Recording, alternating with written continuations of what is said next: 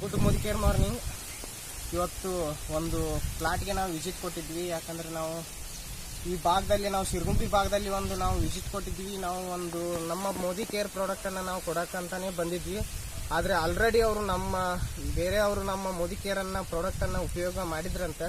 ಉಪಯೋಗ ಮಾಡಿದಕ್ಕೆ ಅವ್ರಿಗೆ ಏನೈತಿ, ಒಂದು ಒಳ್ಳೆ ರಿಸಲ್ಟ್ ಬಂದೈತಿ. ಯಾಕಂದ್ರೆ ಸಾಮಾನ್ಯದಲ್ಲ. ಯಾಕಂದ್ರೆ ಇಲ್ಲಿ ನೋಡ್ಬೋದು ಒಂದು ಬಾಳೆಯಲ್ಲಿ ಯಾವ ರೀತಿ ಇರ್ತೈತಿ, ಇನ್ನೂ ಕಡಿಮೆ ಪ್ರಮಾಣ. ಯಾಕಂದ್ರೆ ಇನ್ನೂ ದಿನ ಹೋಗಿಲ್ಲ ಸರ್, ನಮ್ಗೆ ಇನ್ನೂ ದಿನ ಹೋದ್ರೆ ಇನ್ನೂ ಜಾಸ್ತಿ ನಮ್ಗೆ ರಿಸಲ್ಟ್ ಬರ್ತೈತಿ ಅಂತ ಅನ್ನಾಗ್ತಾರೆ.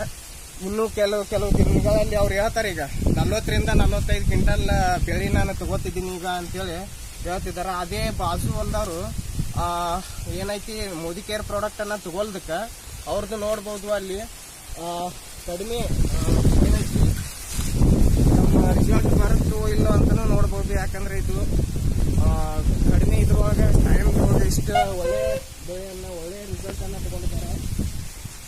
ನಮ್ಮ ಭಾಗದಾಗ ಒಂದು ದೊಡ್ಡ ರೆವಲ್ಯೂಷನ್ ಕ್ರಿಯೇಟ್ ಮಾಡ್ತಾ ಇದೀವಿ. ಈಗ ನಮ್ಮ ಭಾಗದಲ್ಲಿ ಒಂದು ಒಳ್ಳೆ ರಿಸಲ್ಟ್ ಬರ್ತಾ ಇದೆ. ಇನ್ನೂವರೆಗೂ ನಮ್ಗೆ ಯಾವುದು ಸರಿ ಇಲ್ಲ ಅಂತೇಳಿ ಯಾರೂ ರೈತರು ಹೇಳಿಲ್ಲ.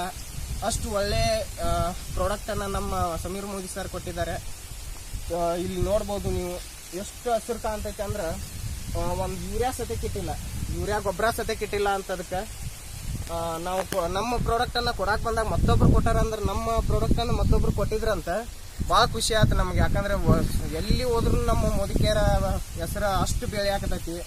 ಎಲ್ಲಿ ಅರ್ಕಾಗರ್ ಮೋದಿ ಕೇರ್ ಅಂತೇಳಿ ನಮ್ಮ ಹೆಸರು ಬೆಳೀಲಿ. ಇನ್ನೂ ನಮ್ಮ ಹೆಸರು ಜೊತೆಗೆ ನಮ್ಮ ಸಮೀರ್ ಮೋದಿ ಸರ್